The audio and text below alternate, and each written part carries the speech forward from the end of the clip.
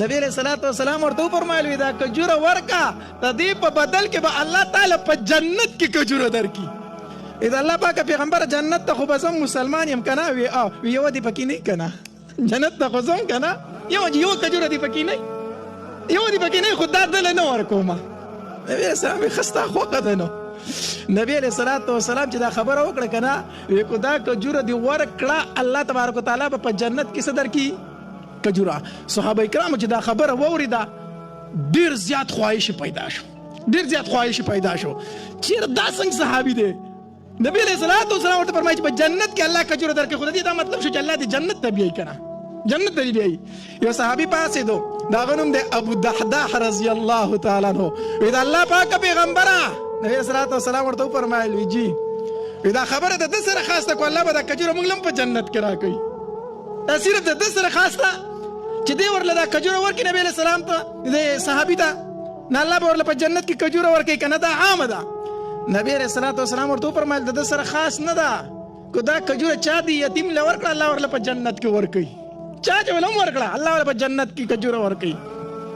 ابو دحداح رضی الله تعالی دغه مشر صحابي ته داسې متوجه شو ما خو پیژنې کنه زه ابو دحداح یم یو ډیر خدي پیژنم په دې مدینه منوره کې د ټول نه مشهور باغ د چا دی هم ستاره د ابو دحداح ستاره کنه پیژنې کنه وی کوم باغ یادای په منځ کې چې ماغه خسته کور رخ کړی د مانای چې د پکې زما هغه خسته کور چې په رخ کړم هغه باغ یادوم یاره هغه شانته باغ په مدینه منوره کې چرته نشته دی هغه شانته باغ په مدینه منوره کې نشته دی. وی وخت دی وی دغه یو کجوره ما تراکه دغه روغ باغ مستاکو دغه یو کجوره ما تراکه دغه روغ باغ مستاکو.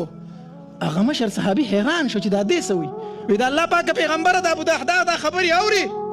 نبی علیہ الصلوۃ والسلام ورته فرمایل وی اورما وی ته په گواه شو ګوره خبره داسې کوي. نبی علیہ الصلوۃ والسلام فرمایل وی زه په گواه ما گواه. ابو دحداح رضی الله تعالی لوی باغ د یوې کجوري په بدل کې ورکو. حدیث مبارک کې راځي یو نوجوان صحابي مدینه منوره کې د انصارونه داغه د کجورو باغ وو خو یتیم هم وو. نو دای وغوښتل چې د خپل باغ نه دیوال تاو کې چار دیوالی تی تاو کې. نو چې کله د خپل باغ نه چار دیوالی تاوله کنه نو چې کله دیوال بینې غو نو د گاونډي کجوره پکې راتله او چې دغه کجوره تی پرې خودل نو دیوال نه نه راتو نو دې په دې گاونډي پسې لاړو وی دا یو کجوره د دې وجه نه زما دیوال نیغ نه راځي خو کو دا کجوره ته مال راکې کنه په مای را خرڅ کی نو زه به د خپل دیوال نیغ کما نو دا یو کجوره د یو ډکه دغه د وجه نه زما ټول دیوال خرابې دا مال راکا. هغه مشراجي سیب او د مشرانه سیم په دې ونه مونږ ډیر زیات مهینی کنه هغه نه در کومه وی را خرڅ به را باندې کا نه در خرڅوم در باندې بس. دغه الکه صحابي لال نبی علیہ الصلوۃ والسلام لره وی د الله پاک پیغمبر نبی علیہ السلام په یتیمانانو ډیر زیات خپه کېدو د الله پاک پیغمبر زما غباغ د عزت چار دیوالی تا ومه خو په منس کې یو کجوره راځي یو بوټه راځي نو کو هغه ما ته میلو شي نو زما دیوال بنیغ شي خو کو هغه ما ته میلو نشو نو دیوال مینه نیږي. نو نبی علیہ السلام فرمایل هغه کجوره د چا ده هغه زما د پلان کې گاونډي ده وی سو کوم وی د الله پاک پیغمبر ته ورته سپارښت وکړي کېدې شي په ما را خرڅ کی. نبی علیہ السلام یې هغه مشر راځي سیبرو غوښته هغه مشر سړی نبی علیہ الصلوۃ والسلام ورته فرمایل وی دا یو کجوره ده دا دل ورکا چې دې په خپل دیوال لیکي. صحابي ورته څه فرمایي وی دا الله پاک پیغمبر حکم دی او کو مشوره ده رای را کوي کو حکم راته کوي کو حکم خو بس بیا یو ته پریدم کو تر ته و چې وری کو بیا ورکوم او کنه ما ته و چې ستا خوخه د کو ورکوي کنه ورکنه بیا ما تخپل رای پریدوا. نبی علیہ السلام حکم خو درته زور کنه کوم چې ستا کجوره دنو صرف سپارښت درته کوم چې وری کا وی دا الله پاک پیغمبر نه ورکوم ورله دا کجوره مشران په ونو ډیر مهینی کنه نه ورکوم دا کجوره. نبی علیہ الصلوۃ والسلام ورته فرمایل وی دا کجوره ورکا د دې په بدل کې به الله تعالی په جنت کې کجوره درکې. اذا الله پاک پیغمبر جنت ته خو بزم مسلمان يم کنه وی یو دی پکې نه کنه جنت ته خو زم کنه یو کجوره دی پکې نه خدای دل نه ورکوما. نبی علیہ السلام خسته خو قدنو نبی علیہ الصلوۃ والسلام چې دا خبره وکړه کنه وی کو دا کجوره دی ورکړه الله تبارک وتعالى په جنت کې صدر کی کجوره. صحابه کرام چې دا خبره ووریده ډیر زیات خواهش پیدا ډېر زیات خواهش پیدا شو چیرې دا څنګه صحابي دی نبی علیہ الصلوۃ والسلام ورته فرمایي چې په جنت کې الله کجوره درکړي خو د دې دا مطلب شو چې الله دې جنت ته بیایي که نه جنت ته بیایي یو صحابي پاڅېدو د هغه نوم دی ابو دحداح رضی الله تعالی عنه وی د الله پاکه پیغمبره نبی علیہ الصلوۃ والسلام ورته وفرمایل وی جی وی دا خبره د ده سره خاصه کو الله به دا کجوره موږ هم په جنت کې راکوي دا صرف د ده سره خاصه چې دی ورله دا کجوره ورکړي نبی علیہ السلام ته د صحابي ته نه الله به ورله په جنت کې کجوره ورکوي که نه دا عامه ده نبی علیہ الصلوۃ والسلام ورته وفرمایل د ده سره خاص نه ده که دا کجوره چا دی یتیم له ورکړه الله ورله په جنت کې ورکوي چا چې ول هم ورکړه الله ورله په جنت کې کجوره ورکوي ابو دحداح رضی الله تعالی دغه مشر صحابي ته داسې متوجه شو ما خو پیژنې که نه زه ابو دحداح یم یو ډېر ښه دې پیژنم په دې مدینه منوره کې د ټول نه مشهور باغ د چا دی هم ستا دی د ابو دحداح ستا دی که نه پیژنې که نه کوم باغ یادوي په منځ کې چې ما هغه ښایسته کور رخ کړی دی ماڼۍ چې د پکې زما هغه ښایسته کور چې مې پکې رخ کړی ما هغه باغ یادوم یاره هغه شانتې باغ خو په مدینه منوره کې چېرته نشته دی هغه شانتې باغ خو په مدینه منوره کې نشته دی وی خوښ دی وی او وی دغه یوه کجوره ما ته راکړه دغه روغ باغ مې ستا کړو دغه یوه کجوره ما ته راکړه دغه روغ باغ مې ستا کړو هغه مشر صحابي حیران شو چې دا دې څه وي وی د الله پاکه پیغمبره د ابو دحداح دا خبرې اوري نبی علیہ الصلوۃ والسلام ورته وفرمایل وی اورما وی ته پې ګواه شو ګورې خبره داسې کوي نبی علیہ الصلوۃ والسلام وفرمایل وی زه پې ګواه یم ګواه ابو دحداح رضی الله تعالی لوی باغ د یوې کجورې په بدل کې ورکو یوه کجوره یې واغسته هغې یتیم صحابي ته وی خپل دیوال نیغ که د خپل باغ سره دغه کجوره شامله که ابو دحداح رضی الله تعالی نبی علیہ الصلوۃ والسلام ته داسې وکتل متوجه شو وی د الله پاکه پیغمبر الله مال هغه کجوره راکړه هغه الله مال کجوره راکړه نبی علیہ الصلوۃ والسلام ورته وفرمایل وی نه درې نه کړه ابو دحداح رضی الله تعالی حیران شو چې باغ مې ورکو او ما ته کجوره میلاو نه شوه نبی علیہ الصلوۃ والسلام ورته وفرمایل ابو دحداح چې دا یوه کجوره تا ورکړه وې الله به تعالی په جنت کې یوه کجوره درکوله تا خو لوی باغ ورکو تا خو یوه کجوره نه لوی باغ دی ورکو الله تعالی په یوه کجوره په جنت کې نه الله دومره باغونه تعالی په جنت کې درکړل چې د هغې ونې شمېرل ممکن نه دي د هغې ونې شمېرل ممکن نه دي ابو دحداح رضی الله تعالی په منډه منډه روان شو چې د باغ خواله ورسید که نه اوس باغ خو بل صحابي ته ورکړی د باغ نه بار ودرېدو خپلې بیبي ته چغې اوازونه شروع کړو ای پلان کوي ای پلان کوي هغې ورته اواز وکړو وی حضرت څه چل دی وی د دې کور نه راوځئ هغې ورته د دنې نه وی ولې وی دا کور اوس زموږ نه دی دا ما خرڅ کړی په بل چا باندې دا باغ او دا کور زموږ نه دی بیبي خو پوهېده چې د تاجر سړی دی چېرته ډېر ګران به یې خرڅ کړی وی کور دې هم خرڅ کو وی او وی په چا دې خرڅ کړي دي وی ما په الله خرڅ کړلو ما په الله خرڅ کړو نو بیبي وه بیبي ورته د دنې نه اواز وکړو وی ای ابو دحداح تر اوسه پورې چې دې څومره بیې کړي په هغې کې ټوله پیدمنه بیه دې وس وکړله خبره مې درته څه کوله چې صحابه کرامو به خبره واورېدله بله خبره پکې نو فورا به په عمل کې راوستله فورا مونږ خبرې ډېرې واورو خو عملو نشته دی عملو نشته دی کمزوري په دې ځای کې خبره مې درته صرف دا کوله چې علما راغلي هم دي زمونږ شیوخ د علم غرونه د علم غرونه راغلي دي او د علم غرونه را روان دي انشاءالله زه یو کم علم غونته انسان به تاسو ته څه ووایم خو دومره خبره درته کوم چې د علماو خبرې واورئ نو عمل ته یې راولئ چې یوه خبره ترې اوسئ که نه نو دام کافي ده الله تبارک وتعالی د عمل کولو توفیق را نصیب کړي تاسو ته پته نه زه دلته کې ډېر په شارټ ټایم باندې په مختصر ټایم راغلی د دوشنبې ورځ وه د پیر ورځ وه او 12 ربیع الاول و 12 او 14 کال د نبوت و چې نبی علیه الصلاة والسلام مدینه منورې ته ورسېدو او دا قبا مسجد چې کوم ځای دی دغې ځای ته نبی علیه السلام ورسېد روزانه به مدینه منورې والا راوتو دغې ځای کې به انتظار کو چې نبی علیہ السلام د مکې نه را روان شوی دی خو راونه رسېدو اوس دې نه خبر نه و که نه چې نبی علیہ السلام 3 ورځې په غار ثور کې پناه اخیستې وه نو دوی وی ورځې ډېرې تېرې شوې او نبي علیه السلام رانغی روزانه به په دغې ځای کې انتظار کو نو د څلورمې ورځ و چې نبي علیه السلام قبا ته ورسېد او چې څنګه ورسېد د نبي علیه السلام د ټولو نه اول کار چې وکړه نو داسې یوه تیږه یې راواغسته یوه ګټه او داسې یې کېښوده دا ما د جومات بنیاد کېښود د مسجد بنیاد مې کېښود لومبی کار نبی علیہ السلام چې مدینه منورې ته ورسېد کنه هغه د جماعت بنیاد و نو په خپل یو ګټه یو تیګه راواغسته او داسې کېښوده ابوبکر رضی الله تعالی عنہ فاسد او دویمه ګټه ابوبکر رضی الله تعالی عنہ راواغسته او کېښوده درېمه ګټه عمر رضی الله تعالی عنہ فاسد او هغه راواغسته او کېښوده د جماعت بنیاد کېښوده شو نور چې څومره صحابه کرام هغه خواره شو ګټې راوړي او اوږدي او بنیاد جوړي د مسجد شروع وشوه روایتو کې راځي وایي نبی علیه السلام به په خپله تیږه داسې راواغسته نو هغه به درنه وه نو نبی علیه السلام به د خپلې خېټې سره داسې اړمه کړې وه سړی چې ګټ راواله دروني که نه نو دې ګېډې سره یې داسې نږدې ونیسي نو دې ګېډې ته به اړم کړی و دا ګټ او نبي علیه السلام به را روان و صحابه کرامو ته وفرمایل د الله پاک پیغمبره مونږ یو که نه ته سیټ ته کښېنه دا مونږ راوړو مونږ جوړو نبي علیه السلام ورته وفرمایل زم دا غواړم چې په دې مسجد کې زما ایسه وشي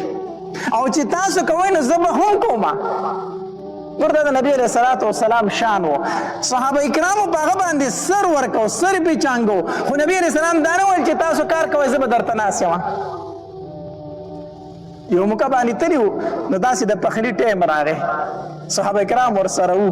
نو یو صحابي زه به دا کار وکړم بل زه به دا کار وکړم بل زه به دا کار وکړم نبی علیه السلام پکې وفرمایل لرګي راوړل په ما شو لرګي به زه راغونډ کړم لرګي به زه راغونډ کړم نو نبی علیہ السلام په هر کار کې په خپل عیسی اغستله نو د مسجد نبوي د مسجد قباء دغلته کې څه شو بنیاد کېښودی شو او په تاریخ د اسلام کې دا قباء مسجد چې د اول مسجد دی په اسلام کې د ټولو نه اولنی جومات چې جوړ شوی دی هغه قباء مسجد جوړ شوی دی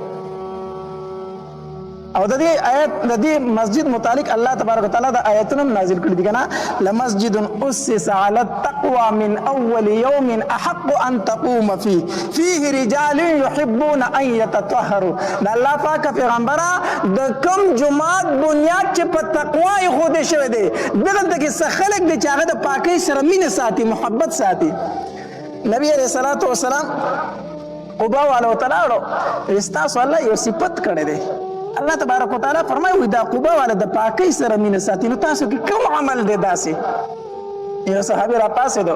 د الله پاک پیغمبره مونږ ته خو نور څه نشته دی خو چې کله واړه بول وکړو یا لوی بول وکړو که نه نو اول لوټه استعمال کړو اول صفایي په لوټه باندې وکړو د هغې نه پس اوبه استعمال کړو نبي علیه السلام فرمایل دغه خوی دی چې الله پې ستاسو صفت کړی دی دغه خبره ده چې تاسو اول استنجا په لوټه کوئ پس د هغې نه څه استعمالوئ اوبه استعمالوئ دغه خبره ده چې الله تبارک وتعالی فرمایي داسې خلک دی چې د پاکۍ سره څه کوي مینه کوي مینه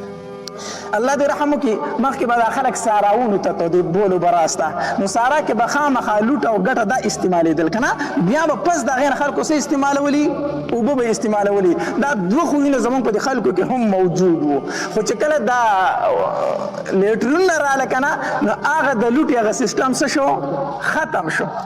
هغه ختم شو نو اوس بعضې خلک داسې چې واړه بولو کې او په دننه ټایم نه تېروي ډایرکټ ځان په اوبه وینځي او راپاسې راځي اگر بیا ورته دا پته هم نه لګي چې زما په دې خپل واړه بول بهیږي که اوبه بهیږي نه احتیاط په دې کې پکار دی اوس هم احتیاط په دې کې دی چې دا ټلی پیپر نه دی دا کاغذ چې دی په دې باندې اول استنجا وکړه ښه تسلي حاصله کړه چې کله پوره تسلي دې راله پس د هغې نه بیا اوبه استعمال کړه دا ښه طریقه ده غوره طریقه ده اول کاغذ استعمالول چې تا ته صفایي ښه پوره راشي پس د هغې نه اوبه استعمال کړه نبی علیہ السلام ته تپوس وکړو دا په تاسو کې کوم داسې خوی دی چې الله وایي د پاکۍ سره مینه ساتي دغه صحابي ورته وایي د الله پاک پیغمبره خوی خو دا دی چې استنجا اول په لوټه کو بیا اوبه استعمالو نبی علیہ السلام فرمایي دغه خوی دی چې الله پې ستاسو صفت په قرآن کې کړی دی چې په قبا کې څه خلک ته چې د پاکۍ سره مینه ساتي بهرحال دغه مسجد تقوا دا قباء د مسجد قباء بنیاد کې خود شو دا په اسلام کې اول مسجد دی او احادیث مبارکو کې راځي وی نبی علیہ الصلوۃ والسلام به د هر خالی په ورځ باندې د هر خالی په ورځ باندې د مدینه منورې نه را روان شو دی قباء ته براتو نو کله به پسورلې راتو کله به پیدل راتو کله په سورلې او کله په پیدل د قباء ته راتو او په دغه جمعات کې نبی اسلام 2 رکعات نفل د هر خالی په ورځ باندې ضرور به کول او حدیث مبارک کې راځي نبی علیہ الصلوۃ والسلام فرمایي د ابن ماجه حدیث مبارک ته وی چا چې کور او دس وکړو او د قباء مسجد تراغه او په دې کې 2 رکعات نفل وکړو دته د یوي عمرې نه ثواب میلاو شو نبی عمره ثواب ورته شو میلاو شو الله دې مونږ ټول حج او عمره لبوزي نو چې کله عمره لاړ شي کنه نو مسجد نبوي کې به او دس وکي یا په خپل هوټل کې الته بسو کې او دس په وکي او چې قباء مسجد ته لاړ شي ټول مسجدونو باندې د زیارتونو خلک ګرځي نو مسجد قباء ته چې لاړ شي نو 2 رکعات نفل به پکې وکي یو درته د خپل عمره ثواب میلاو شي عمره لته او انت چې د مسجد قباء کې 2 رکعات نفل وکړو نو د بل عمره ثواب درته میلاو شي نو چې کله هم مدینه منورې ته لاړ شي الله دې موږ ټول بوزي او په جمعاتونو ګرځي کنه نو هر جمعات کې 2 رکعات نفل کوي هر مسجد ته چې نوځي 2 رکعات نفل پکې کوي بهر حال نبی علیہ الصلوۃ والسلام د سلورمي پورز باندې د غزا ته ورسېدو الته 2 رکعات د مسجد قباء کې خودو بنیاد کې خودو بیا د دې کم د اسلامي کال چې کنه د دې د افتتاح کله شوی ده ابتدا د دې کله شوی ده ګوره یو عیسوي دی یو هجری دی کنه نو د دې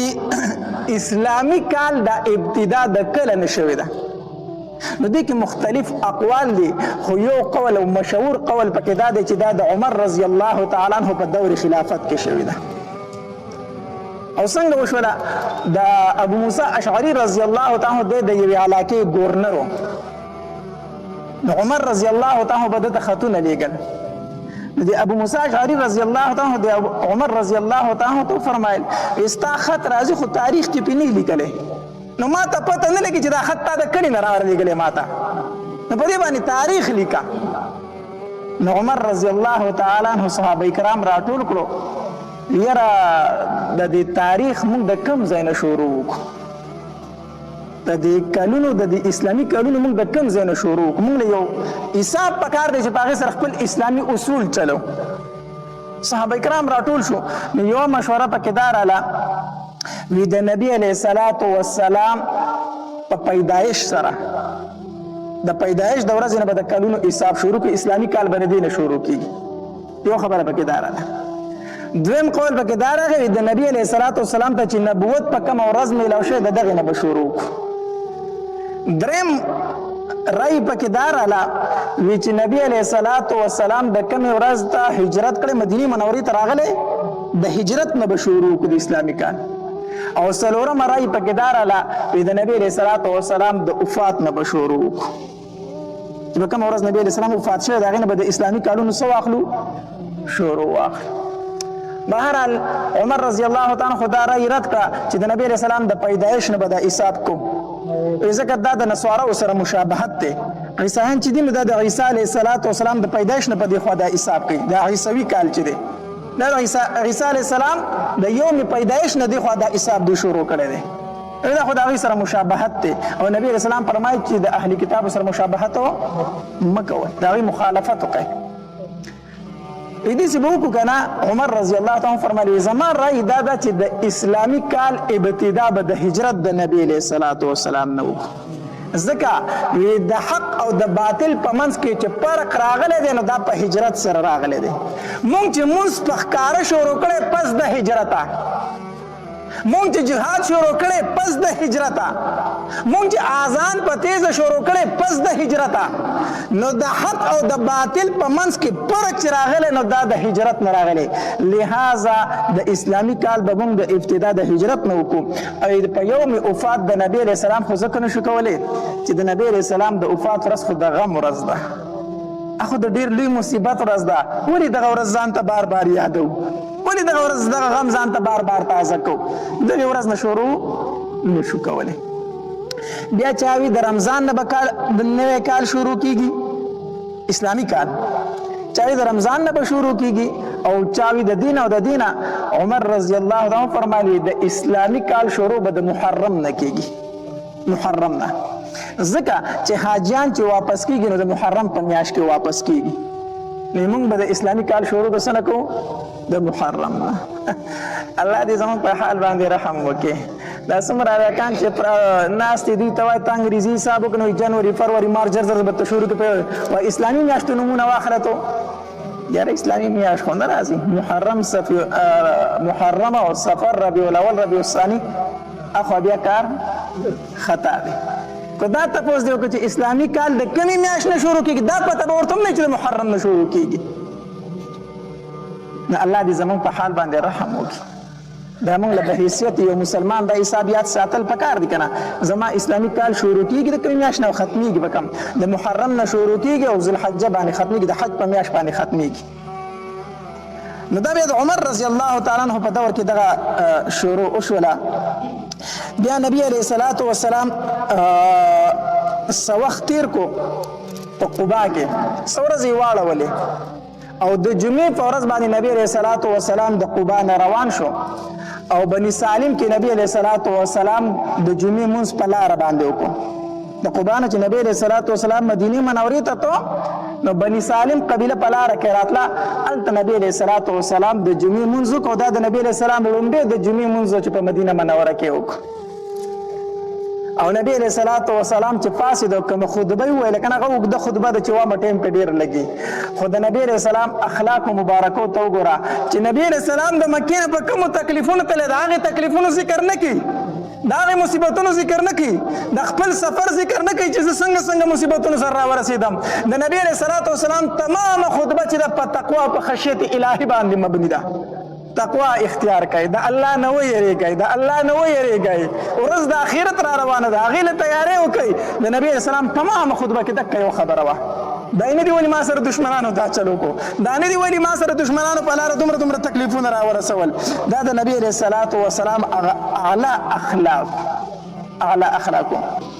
نبی علیه الصلاة والسلام چې کله مدینې منورې ته دننه کېده که نه نو خلک ورته ډېر لوی په استقبال باندې ولاړو، لوی استقبال باندې ولاړو. د بخاری حدیث مبارک ته برا ابن عازب رضی الله تعالی فرمایي کنه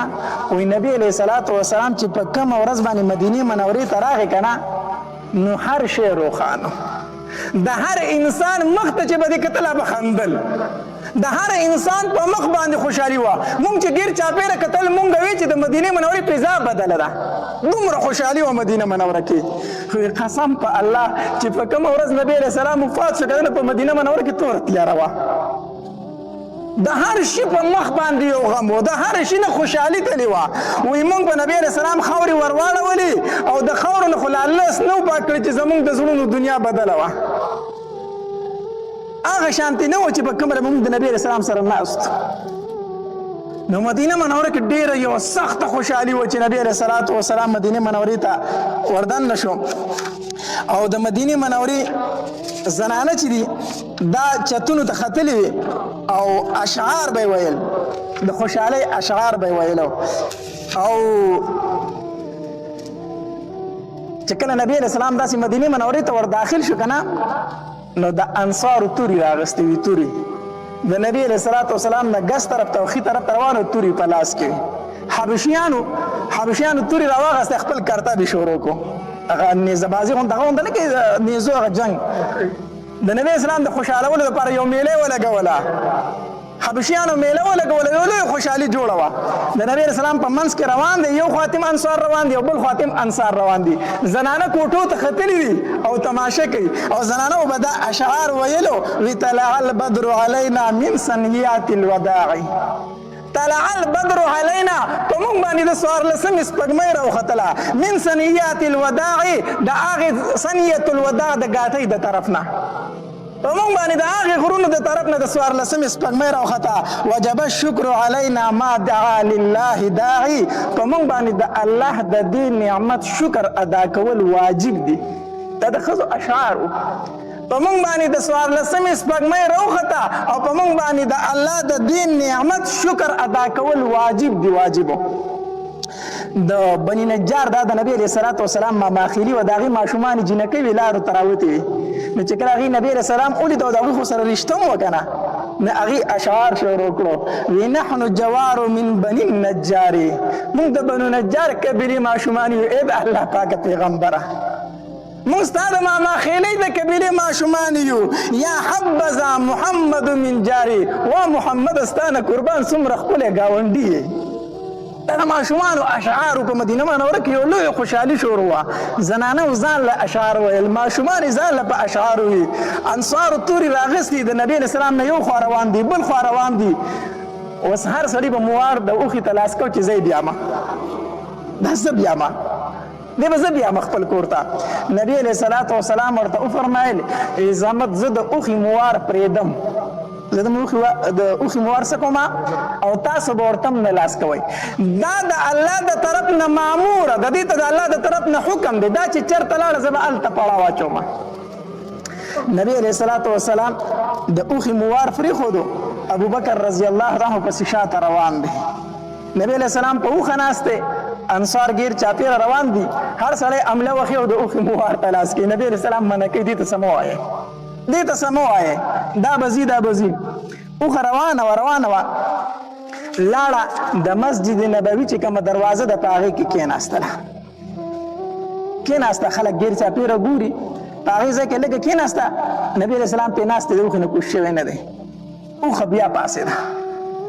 پاسېده روانه شوه چې لاړه نو د ابو ایوب انصاري رضی الله تعالی کور چې کوم ځای دی هغې سره په ور کې کېناستله د ابو ایوب انصاري رضی الله تعالی په دروازه کې اوښه کېناسته هلته ناسته وه نبي علیه السلام ته بیا راکوز نه شو اوښه بیا راپاسېده چې بیا راپاسېده بیا را روانه شوه بیا مخکې د مسجد نبوي دروازې لراله او هلته کېناسته چې هلته کېناسته صحابه کرام پوه شو ابو ایوب انصاري د لبیک چغې کړې او سامان د نبي علیه الصلاة والسلام ته لاس کړه کور ته یې منډې کړې چې د الله محبوب زما میلمه شو دی زما میلمه شو اصل کې د نبي علیه السلام د زړه خواهش هم دا که نه د ابو ایوب انصاري د بنو نجار قبیلې نه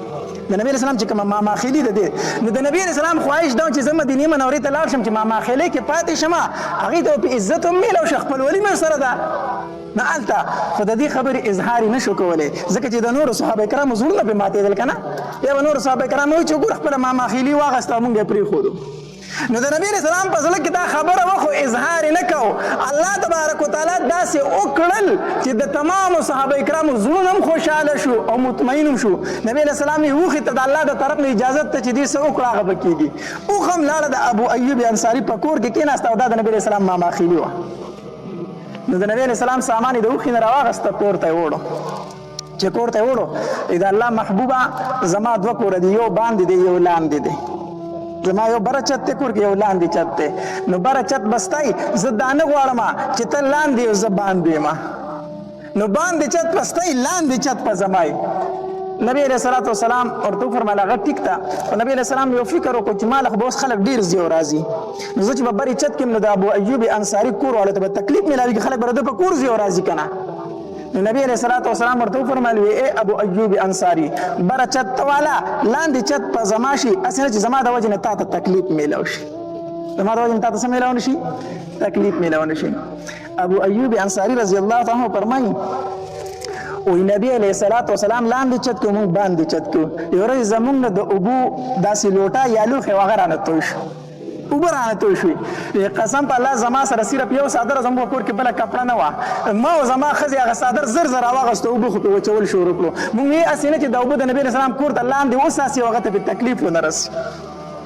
هغه به مونږ زر زر وچې کړې ما او ښځې به مونږ سالن تیاره مونږ به نبي علیه السلام لښکتې کور ته رالېږو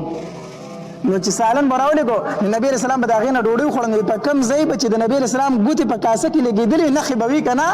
نو زه او ښځې به مونږ هغه ځای ځان ته راوړو او د هغې نه به مونږ سالن اوچت کړو دپاره د تبرک مونږ چې په کوم ځای د نبي علیه السلام ګوتې لګېدلې چې مونږ د دغې ځای نه خوراک وکړو مونږ به دغې ځای نه خوراک کوو یو ځل مې نبي علیه الصلاة والسلام نه سالن راولېږو نو مونږ پکې وږه پیاز اچولي سالن کې مې وږه پیاز اچولي سالن خو نبي علیه السلام له راولېږو نبي علیه السلام هغه سالن واپس کړو مونږ کره چې مونږ کره سالن راغی کاسې ته مو کتل پای کې د نبي علیه السلام ګوتې مبارکې نشته دی سالن یې نه دی خوړلی زه خفه شوم چې نبي علیه السلام ګوره چې خفه شوی دی کو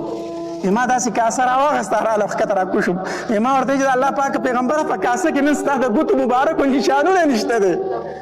زما د ښځې جګړه خو په دې باندې چې هغه وایي زه به د دې ځای نه خوراک کوم زه هم زه به دې نه خوراک کوم نن په کاسه کې ستا د ګوتو نشانونه نشته دی مونږ خو په هغې پسې ګرځو برکت ترې نه اخلو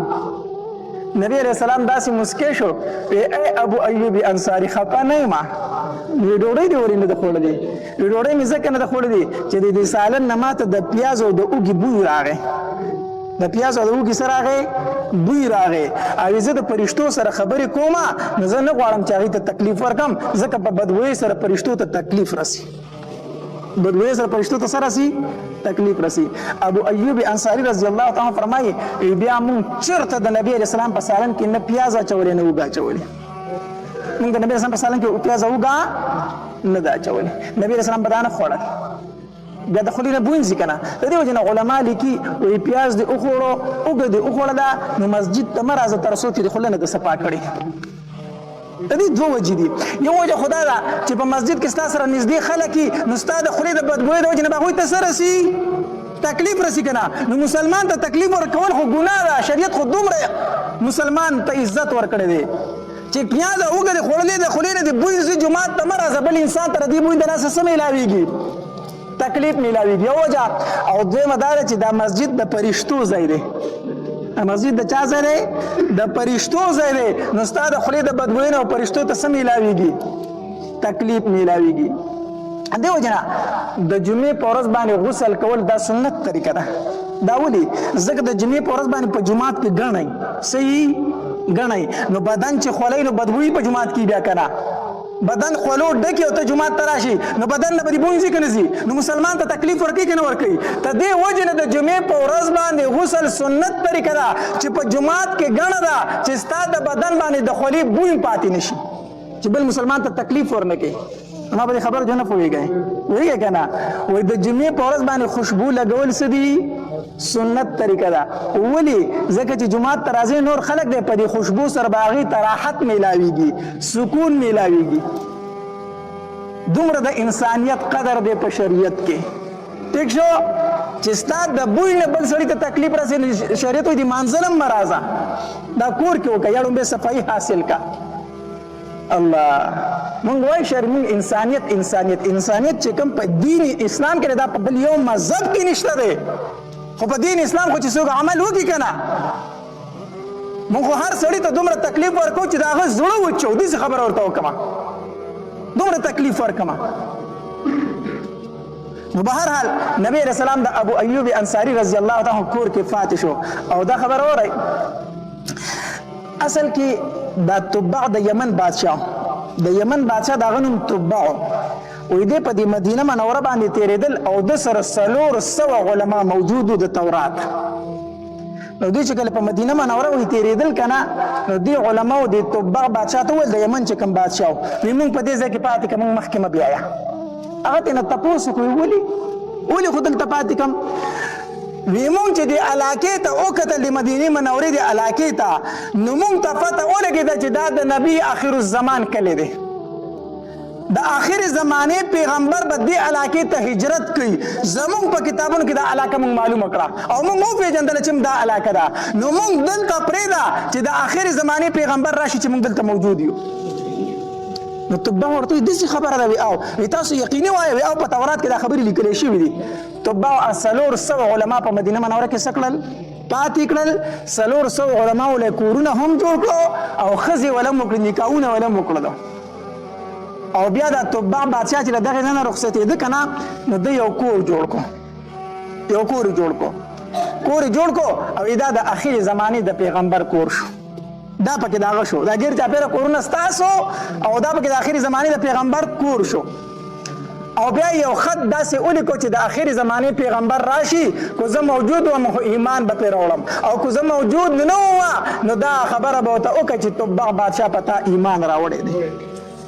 دا لیکلي کېښودل او هلته دا لیکل یو عالم له ورکړو که په خپله ته ژوندی وي او د آخرې زمانې پیغمبر راغی خو زما دا لیکل به ورته ورکړي او زما دا خبره به ورته ورسوي او که چېرته ته ژوندی نه وي نو دا به خپل اولاد ته منتقل کی او دا کور چې دا به د آخر زمانې د پیغمبر صحیح کوري اولاد وخت تیریدو دا څومره انصار چې دي که نه دا د هغې 400 علماو اولاد دی د مدینې منورې دا خلک چې دی دا د هغې 400 علماو سره اولاد دی او د ابو ایوب انصاري رضی الله تعالی چې په کم کور کې و که نه وایي دا هغه کور چې تبع بادشاه د نبي علیه صلات وسلام دپاره رخ کړی نو علما لیکي وایي نبي علیه صلات وسلام خپل کور ته راغلی دی نبی علیہ السلام مدینه منورې ته چې راغی نو خپل کور ته لاړ دا هغه کور چې تبع بادشاه د لپاره منتخب کړی و خو ارضي ملکیت مې د ابو ایوب انصاري رضی الله تعالی عنه نو اوښ هم لاړه په هغه کور کې څه شوله کېناسته دا د نبی علیه صلات وسلام مدینې منورې ته راتللو بیا د علماو د یهودو راتلل دي او په نبی علیه السلام باندې اعتراضونه کول دي چې آیا دا رښتینی پیغمبر دی او که نه دی د هغې نه پس چې نبی علیه السلام صحیح جوابونه ورکوي بیا هغې ښه څه شروع کوي تکلیفونه شو د نبی علیه صلات وسلام ته په ضد ودرېږي چې مونږ خو وي چې د آخرې زمانې پیغمبر به په بنو اسماعیل کې راځي په بنو اسرائیل کې راځي او هغه خو په بنو اسماعیل کې راغی مونږ خو چې دا به مونږ یهودو کې راځي هغه خو په عربیانو کې راغی نو دغې ځای نه هغوی څه واخیستل بیا ضد واخیستل ځکه یهود خو د آخرې ټیمه پورې په دې انتظار و چې د آخرې زمانې پیغمبر به هم په مونږ کې راځي ځکه سلسله د پیغمبرانو په مونږ کې را روانه ده او نبي علیه السلام راغی په بنو اسماعیل کې اوږد حدیث دی په ذیل اعمال کې دا حدیث مبارک ذکر دی نبی علیه الصلاة والسلام فرمایي وی من حافظ علی الصلوات اکرمه الله تعالی بخمس خصال چا چې د مونځ پابندي وکړه الله تبارک وتعالی به د دې انسان په 5 طریقو سره اکرام وکړي په څو طریقو سره په 5 طریقو سره به الله تبارک وتعالی د دو اکرام وکړي یو په هغې کې نبی علیه الصلاة والسلام فرمایي یرفع عنه ضیق العیش الله تبارک وتعالی به ترې د ژوند تنګسیا لري کړي څوک چې د مونځ پابندي کوي الله تبارک وتعالی به ترې د ژوند تنگسیا لري کې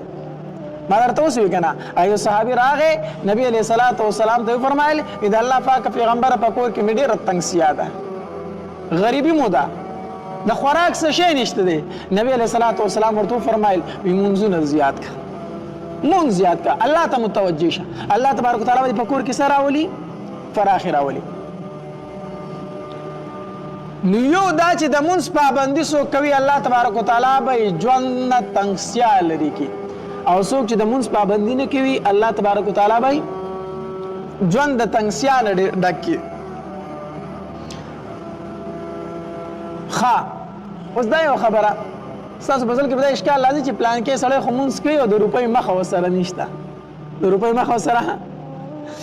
نو مونږ مالداري او غریبي پېژندلې نه ده چې مالداري او غریبي ویلې شي ستا حدیث مبارک کې راځي الله تبارک وتعالی به د ژوند تنګسیا لري کی نو د ژوند تنګسیا لري کېدل ګوره په پیسو کې نشته دا یاد وساتئ دا په پیسو کې نشته دی دا د الله په عبادت کې ده ډیر خلک به تاسو لیدلی وي ډیر خلک به داسې لیدلی وي چې کروڑ فتیان لک فتیان به وي او خبر به شي ویسې وکړه خودکشي وکړه ولې خودکشي وکړه د خپل ژوند نه تنګ راغی نو دا ولې ځکه د مونځ پابندي نه کوي د مونځ پابندي کله چې درته هم ټینشن و په پریشانۍ کې بس مونځ کوه مونځ الله به ټینشن ختموي مونږ ته خلک ټلیفون وکړي که نه وایي مولانا صاحب وایي خو یاره ډېر ټینشن دی راته څه وظیفه راته راکړه یا بعضې به کې وایي په ما باندې چا څه جادو مادو کړی دی ځکه هر ټایم پریشانه یم هر ټایم خفه یم هلکه ولې تا ته به څه وجې ځکه به خفه نه وجه راته نه ده معلومه هېڅ چل نشته دی بس خفه یم نو نو زه ورته هم تا ته وجه نه ده معلومه خو وجه ما ته معلومه ده وجه دا ده چې ته چېرته قبله پېژنې نه چې په کم طرف ته نو جومات درته سپینه تاڼه ښکاري نو چې جومات درته تاڼه ښکاري نو بیا به یې تا ته ټینشن ته به یې په پریشانو کې مبتلا ته مونځ 5 وخته شروع کا چې بیا تا ته ټینشن جوړ شي ته بیا ما ته دا شکایت وکړي حدیث مبارک دی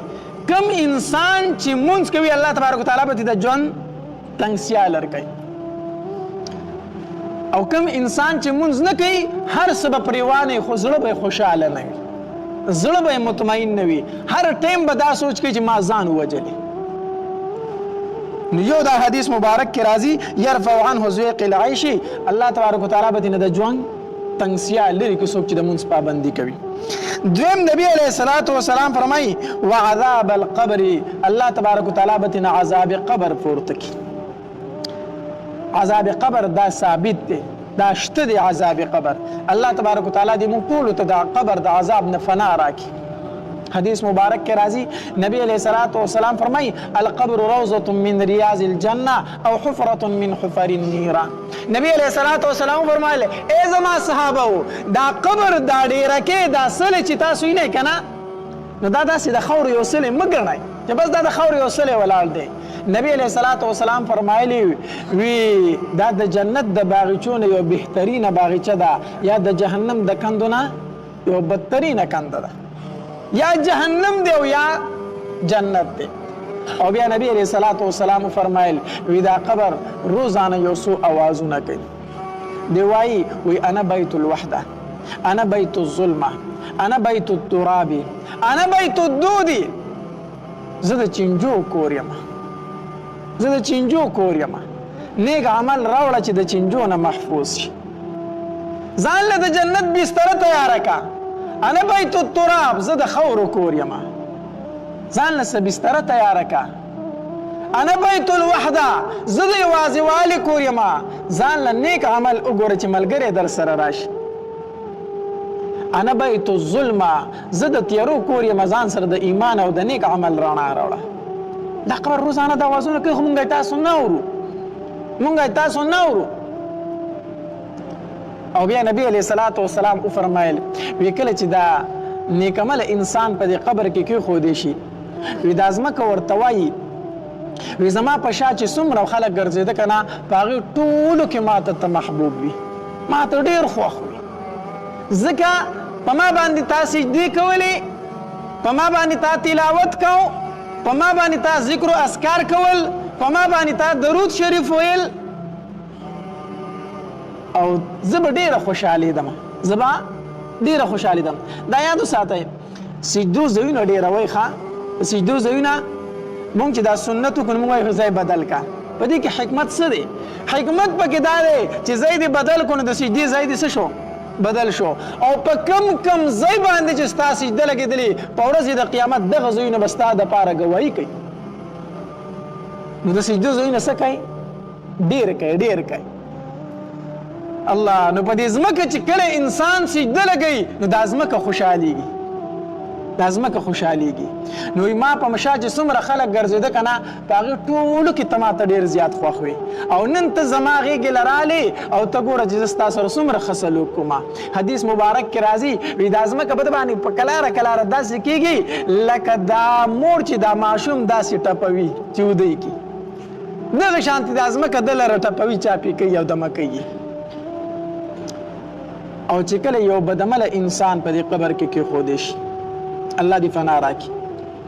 حدیث مبارک کې راځي وایي دا ځمکه ورته وایي چې زما په شا باندې څومره خلک ګرځېده که نه په ټولو کې زیات ناخوښه ته ماته وي، ماته ډېر زیات ناخوښه وي. ولې؟ دروغ تا په ما ویل، غیبت تا په ما کو، زنا تا په ما کوله، غلا تا په ما کوله، ډاکه او شوکه تا په ما کوله. او سار به د مانځه ټایم و او ته به په ما باندې اوده وي. دلته به اذان وشو چې حی علی الصلاة حی علی الفلاح او ته به دلته په کټ کې پروت وي. دا ځمکه په دغه ټایم کې د انسان ته خیرې کوي ښه. چې کله د سار د مانځه ټایم یو دی دا پلیت په کټ کې پروت وي نو دا ځمکه ورته خیرې کوي، خیرې کوي. ای پاسه، ای پلیته زمانه پاسه، لاړ شه چېرته ځان له بل ځای وګوره ولې ما ته تکلیف راکوي، ولې ما ته تکلیف راکړ. نو چې کله دا بدعمله انسان په دې ځمکه کې کېښودی شي نو دا ځمکه ورته وایي ما ته په ټولو کې ناخوښه ته وي او نن زما غېږې له رالې او ته کور زه ستا سره کم سلوک کومه. حدیث مبارک کې راځي نبی علیه الصلوۃ والسلام وفرمایل په ده باندې دا ځمکه راجوخته شي، راجوخته پې شي او د ده چجې په یو بل کې ورشي. نبی علیه الصلوۃ والسلام د هغې مثال خپلو صحابه کرامو ته د خپلې مبارکې ګوتې داسې کړې، د خپلې مبارکې ګوتې داسې کړه په یو بل کې ورکړي. وایي ده دا چجې داسې په یو بل کې ورننوځي، دا ځمکه پې راجوخته شي او دی داسې مږي په دې خپل منځ کې. الله دې فنا راکړي. نو کوم انسان چې د مونځ پابندي کوي الله تبارک وتعالی ورته عذاب قبر نه څه ورکوي؟ فنا ورکوي. حدیث مبارک کې راځي کله چې انسان په دې قبر کې کېښودی شي که نه دا رشته دار د ده نه لا تلي نه وي، لا تلی نه چې واپس کېږي او روانېږي په دې ټایم کې دله 2 فرشتې راشي د ده نه تپوسونه کوي نو چې کله دا فرشتې راشي که نه نو دا مونځ راشي د ده سر ته ودرېږي مونځ یې سر ته ودرېږي فرشتو ته وایي د دې طرفه به ګورې نه راځئ د دې طرفه به نه راځئ زکات یې راشي ښي طرف ته ودرېږي وایي د دې طرفه به هم نه راځئ روجۍ ګس طرف ته وګرځي وایي د دې طرفه به هم او دا نور نیک اعمال د خپو ته ودرېږي نو څه معنا فرشتې ورته نږدې نه رافریدي وایي دله نږدې مه راځئ خو تپوس کوئ د هغې لرې ځای نه وکئ هغې لرې ځای نه وکئ نو فرشتې د ده نه د لرې نه تپوسونه کوي خو خواله نه راځي نو د مونځ پابندي کوه چې ستا د سر د طرفه حفاظت وکړي نو دویم نبی علیه الصلاة والسلام فرمایي وایي څوک چې د مونځ پابندي کوي نو الله تبارک وتعالی به ترې عذاب قبر څه کړي پورته کړي دریم نبی علیه الصلاة والسلام فرمایي ویعطیه الله کتابه بیمینه الله تبارک وتعالی به ورته اعمالنامه په ښي لاس میلاو کړي دا مونږ چې کوم اعمال کو ښه کو یا بد کو زمونږ سره 2 فرشتې دي یو په ښه اوږه راسته ده او بله په ګس اوږه ده یعنې یوه ښی طرف ته ده او بله ګس طرف ته ده ښي طرف والا نیکۍ لیکي او ګس طرف والا بدۍ د انسان لیکي چې کله یو انسان نیک کار وکړي که نه نو دا ښي طرف والا فرشتې سمدستي لیکي او چې کله یو ګناه انسان وکړي نو دا ګس طرف دا فرشتې چې لیکي نو الله تبارک وتعالی وایي صبر وکړئ صبر دا ورله لامل لیکئ کیدای شي توبه وباسي کیدای شي څه وباسي توبه وباسي مه لیکئ لا خیر دی زما ته وزم تمه شته دی به توبه وباسي مه لیکئ مه لیکئ خو چې کله دی په خپل ګناه باندې کلک شي او قص وکړي او توبه یې په اراده کې هم نه راځي نو بیا فرشتو ته الله تبارک وتعالی فرمایي ولیکئ ورله دا بدبخته توبه نه وباسي دا بدبخته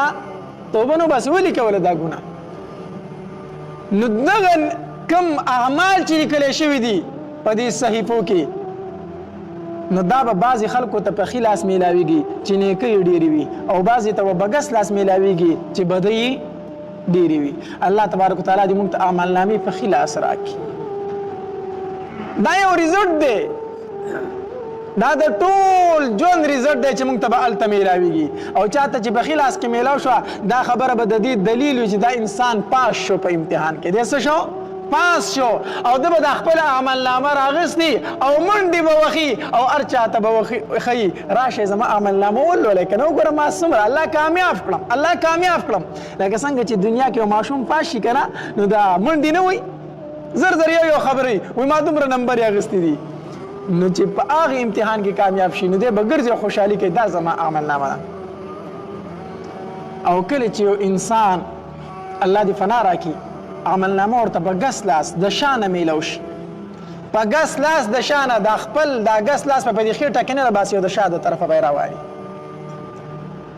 نو دی به یا لیتنی لم اوت کتابیه ولم ادر ما حسابیه یا لیتها كانت القاضیه ما اغنى عني مالیه هلك عني سلطانیه هی هی دا را سره څه وشو هی افسوس چې ما د خپل عملنامه نه وې لیدلې هی زما هغه دبدبه څه شوه زما هغه نشې څه شوه زما هغه لوی څه شوه هی زه خو ناکامه شوم او زه هلاک شوم الله دې دغې ورځې نه موږ وساتي نو کوم انسان چې د مونځ پابندي کوي الله تبارک وتعالی به ورته عملنامه په ښي لاس باندې ورکوي او څلورم ویمر علی الصراط کالبرق او دی به په پولي صراط باندې داسې تیریږي لکه د بجلۍ پړک دا یاد وساتئ د محشر دا میدان چې کم دی په کم میدان کې به چې حساب کتاب کیږي دا به داسې وي لکه یوه جزیره دا به یوه جزیره وي د دې نه به ګیر چاپېره ورته وي او په منځ کې به حساب کتاب کیږي د دې نه اخوا یا بیا جنت دی دا محشر میدان دی دې پسې جهنم دی اخوا بیا څه شی دی جنت دی د دې د محشر میدان نه چې ځینو په جهنم به اوړي دا پولي صراط د جهنم د پاسه دی د جهنم د پاسه دی نو په دې باندې چې تیریږي خلک نو دا به په مختلفو قسمونو سره بعضې به په دې پولي صراط باندې داسې تیر شي لکه د بجلۍ د پړک په شانتې د عمل مناسب به تیرېدی بعضې به پې داسې تیر شي لکه تیز رفتار اس بعضې مسلمان به پې داسې تیر شي لکه عام تک سره چې انسان ځي او بعضې به پې داسې تیریږي چې په خړپوسو به روان وي خړفوسو باندې به روان وي او چې کله دې منځ ته شي که نه نو ښکته به ورته وشي ځکه په دې پول خو به تېرېږي خامخا جنت ته لاره دغه ده جنت ته لاره دغه ده نو بعضې انسان به داسې چې دې منځ ته شي نو دې به ښکته ورته وشي الله دې موږ د دې نه وساتي نو دغه جهنم دی بیا دغه جهنم دی نو څوک چې د مونځ پابندي کوي حدیث مبارک کې راځي دی به په پولي صراط داسې تېرېږي لکه د بجلۍ پړک څه معنا دلته خپه کړی و هلته بس چې سترګې غړی خو جنت کې ناست دی پوهېدلی به هم نه چې زه به څنګه لاړم د بجلۍ د پړک په شان به تلېږي الله دې مونږ ټول د بجلۍ د پړک په شان پې تېر کړي بعضې خلک نعوذ بالله احادیث مبارکو کې د دې د اوبو نه نرم او د تورې نه تېره دا صفات ذکر شوي دي که نه بعضې خلک د دې نه مذاق روح کې چاته مذاق روح کو کافر شو څه شو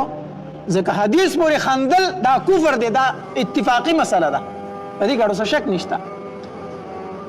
دا د الله قدرت دی قدرت ته دلته خپه که بس هلته په جنت کې ناسي په جنت کې به ناسي ته چې په دې باندې مزدي څنګه څوک نو دا د الله په قدرت سره بیا ځي نو څوک چې د مونځ پابندي کوي نو دی به د بجلۍ د پړک په شان تېرېږي په پولي صراط باندې او پنځم ویدخل الجنة بغیر حساب الله تبارک وتعالی به جنت ته بغیر د حساب او د کتاب نه داخل کی الله دې مونږ ټول جنت ته بغیر او بې حساب او بې کتابه داخل کی الله حدیث مبارک کې راځي وایي د چا سره چې حساب کتاب وشو نو دی هلاک شو دی څه شو هلاک شو داسې به څوک وي چې الله ته حساب کتاب ورکړي څوک شته دی داسې به څوک وي چې د الله تبارک وتعالی ته به حساب ورکړي نه نه نه داسې څوک نشته دی نو څوک چې د مونځ پابندي کوي الله تبارک وتعالی به بغیر د حساب او د کتاب نه جنت ته داخل کړي چې ځه تا د مونځ پابندي کړې ده جنت ته ور داخلېږه نو څو اکرامه شو پنځه څوک چې د مونځ پابندي کوي الله تبارک وتعالی به څو اکرامه کوي دا پنځه به کوي کم کم الله به د ژوند نه تنګسیا ختمه کړي اول انعام نغد په دنیا کې دا دی دویم دا دی چې الله تبارک وتعالی به د عذاب قبر نه محفوظ وساتي دریم دا دی چې الله تبارک وتعالی به ورته عملنامه په ښي لاس ورکړي او څلورم دا چې په پولي صراط باندې به د بجلۍ د پړک په شان تېرېږي او پنځم دا چې الله تبارک وتعالی به جنت ته بغیر د حساب او د کتاب نه داخل کړي الله تبارک وتعالی دې مونږ ټول جنت ته بغیر د حساب او د کتاب داخل کړي الله دې د عمل کولو توفیق راکړي واخر دعوانا چې کله دا حساب کتاب کیږي که نه حدیث مبارک کې راځي د یو انسان به نیکۍ وتللی شي نیکۍ وتللی شي ګوره زما رب مهربانۍ ته ګوره په حساب کتاب کې الله تبارک وتعالی څومره نرمي کوي څومره نرمي کوي ګوره اوس کو الله تبارک وتعالی دا ویلی وي کو یو ګناه دې راوړی هم د جهنم ځای دی جهنم دې ځای دی نو بیا به څه بیا به یو تن جنت ته تللی نه هلته کې قانون دا دی چې ګناهونه دې ستا ډېر وي خو چې نیکۍ پې معمولي سي وایي چې دا چابړی دې ښکته وي نو چې د نیکو چابړی دی لاندې وي او د ګناهونو چابړی دې سپکو بیا ستا جنت ځای دی ګوره دا دومره ګناهونه الله څه کوي معاف کوي دا دومره ګناهونه معاف کوي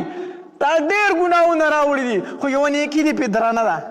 یوه نیکي دې پې مثال به درته ذکر کړم اسی مثال یو طرف ته 99 ګناهونه دي او بل طرف ته 100 نیکۍ دي یوه نیکي به زیاته ده دا انسان به چېرته ځي جنت ته به ځي ځکه چې یوه نیکي به زیاته ده خو دا چابړی دروند دی د ګناهونو چابړی څه دی دا د الله مهرباني ده که نه ده الله ډېر مهربانه ذات دی او دا بلکې بله خبره پسې واوره چې د کم انسان ګناهونه او نیکۍ برابر شي بالکل برابر سرابر بیا هم د جنت فیصله ده بیا هم الله تبارک وتعالی څه وایي جنت ته ځه بیا دې جهنم ته نه بیایي خو یو انسان به پکې داسې راشي چې د هغه به یوه نیکي کمه وخیږي او صرف یوه نیکي پکار ده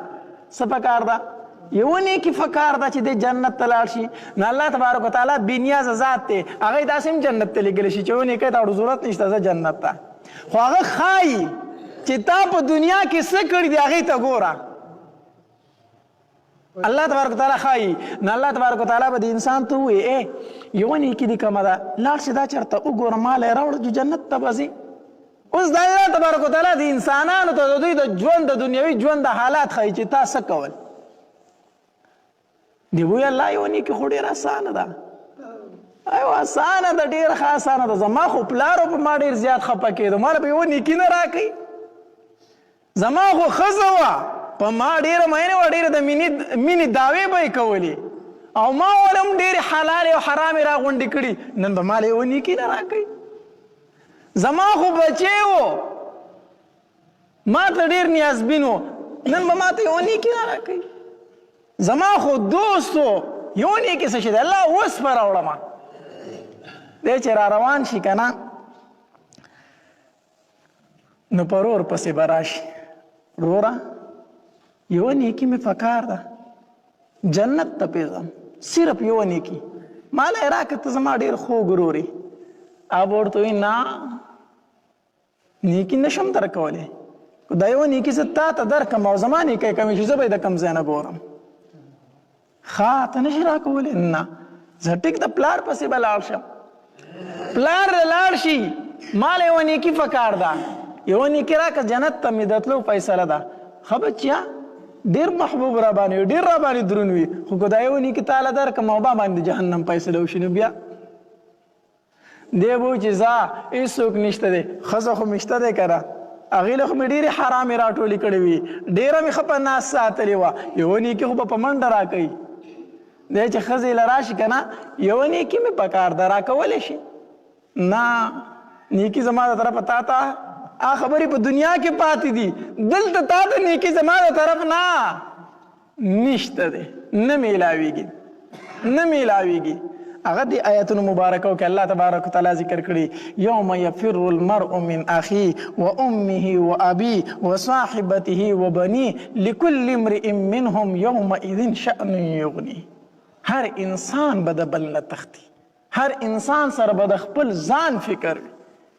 دا الله تبارک وتعالی دی انسان ته ښیي تا خو د دې زوی دپاره تا د دې ښځې دپاره تا د دې لور دپاره خپل آخرت ډوب کړه ورشې اوس یوه نیکي دې دله درکړي دا ښیي الله تبارک وتعالی ورنه ما ته وایي چې یوه نیکي دا څه ګران نه دي هلته الله تبارک وتعالی داسې هم ویلی چې دا یوه نیکي زما د طرفه شوه زه جنت ته خو ده ته وایي نه ته یې پیدا که ورشه ته یې پیدا که دا ده ته ښایي چې تا د دې خلکو دپاره خپل آخرت ډوبم اوس تا یوې نیکۍ ته ضرورت شته او تعالی نه درکوي الله په لاره به تېرېږي پریشان حاله به رواني یوه نیکي میله ونه شوه د الله دربار ته ځي الله نیکي نشته دی حدیث مبارک کې راځي یو تن به هغه به ورته وایي یې د الله بنده ولې دومره په پریشانۍ کې روانې ولې دومره خفه روانې دی به ورته وایي وی خفه په دې ما چې یوې نیکۍ ته مې ضرورت و تمامو رشته دارو پسې وګرځېدم چا راته یوه نیکي رانه کړه یوه نیکي مې کمه ده او د هغې د وجې نه به اوس زه چېرته ځمه جهنم ته ځم ځکه خفه یم وی د دغه انسان سره به صرف یوه نیکي وي د کوم بنده چې دې تپوس کړی د ده سره صرف یوه نیکي ده نور ورسره اړوسه شی نشته وی دی به ورته وایي چې دا یوه نیکي مې ته واله او زه هسې جهنم یم ما سره نور څه نشته دی خو زما په دې یوه نیکۍ چې ته جنت ته ځې که نه دا ته واله چې ته به جنت ته لاړ شي ته د جهنم نه بچ شي ښه دی به خوشحاله شي هغه نیکي به والي الله تبارک وتعالی دربار ته به یې وسي الله تبارک وتعالی ته وایي الله یوه نیکي مې کومه هغه مې راوړه الله تبارک وتعالی سره د علم دې تپوس کوي دا کوم ځای وه دا چا درکړه الله دا خو یو بنده و دغلته هغه راکړه نو ښه تا هغه بنده راوله دی به راشي هغه بنده به بوځي د الله تبارک وتعالی دربار ته ای بنده تا دله دا نیکي ولې ورکړه هغه به وایي الله صرف دغه یوه نیکي را سره وه الله ما ویل چې دی پې د جهنم نه بچ کېږي که نه نو دا یوه نیکي دې دی واخلي خو چې دی جهنم ته لاړ نه شي او ما سره خو نور څه نشته دغه یوه نیکي وه ښه ته دومره غیرتي ته دومره زما په بنده خفه شوې